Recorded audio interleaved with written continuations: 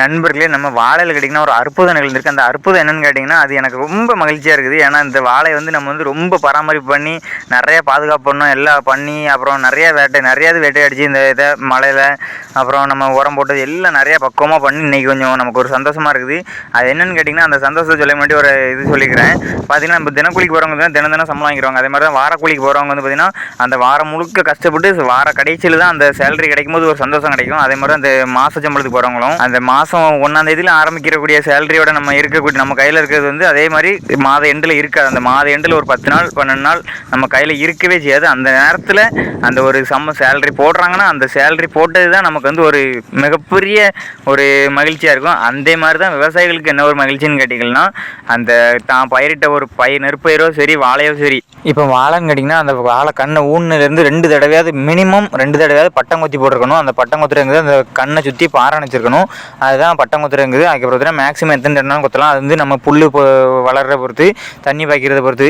அதுக்கப்புறம் அதுக்கு செயற்கை உரம் இயற்கை உரம் எல்லா உரத்தையும் அள்ளி பட்டம் கொத்தும்போது தட்டி விட்டுட்டு, அதுக்கப்புறம் பார்த்தீங்கன்னா தண்ணி பாய்ச்சி நம்ம நல்லா பக்குவமாக கொண்டு வந்து பல நோய்கள்லாம் தாக்கி அந்த நோய்கள்லேருந்து வெளியே கொண்டு வந்து சுண்ணாம்பெலாம் அடித்து அந்த கொலையை வந்து காட்டு பண்ணி காட்டு மிளா எல்லாத்துலேருந்து பாதுகாத்து அந்த ஒரு கொலை வரும்போது அந்த வாழையிலேருந்து அந்த பூ வந்து அண்டி தள்ளி மேலே தள்ளும்போது ஒரு சந்தோஷம் வரும். அந்த கொலையை பார்க்கும்போது அப்படி ஒரு அருமையான சந்தோஷம் இருக்கும். அது வந்து விவசாயிகளுக்கு வந்து ஒரு சொர்க்கம் மாதிரி இருக்கும். நம்ம வாழை என்னென்னி தான் இருந்தாலும் சரி, அந்த ஒரு கொலை வரும்போது அப்படி ஒரு சொர்க்கம் மாதிரி ஒரு சந்தோஷம் இருக்கும். அந்த சந்தோஷத்தை வந்து பார்த்தவங்க வந்து நிறைய பேர் இருப்பாங்க. ஏன்னா விவசாயிகள் மட்டும் இதெல்லாம் பார்க்க முடியும்.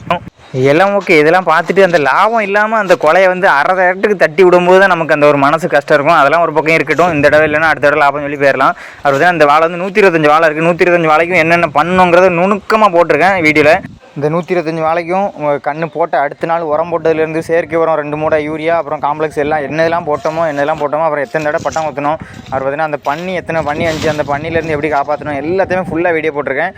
அதனால் நம்ம கஷ்டம் இந்த சந்தோஷம் மட்டும்தான் பட்டோங்கிறது வந்து ஒரு நாள் சந்தோஷம் தான். அதுக்கப்புறம் கேட்டிங்கன்னா அந்த கஷ்டப்பட்டு 10 மாதம் உழைப்பு வந்து எல்லாமே வீடியோவாக இருக்குது நம்ம யூடியூப்பில்.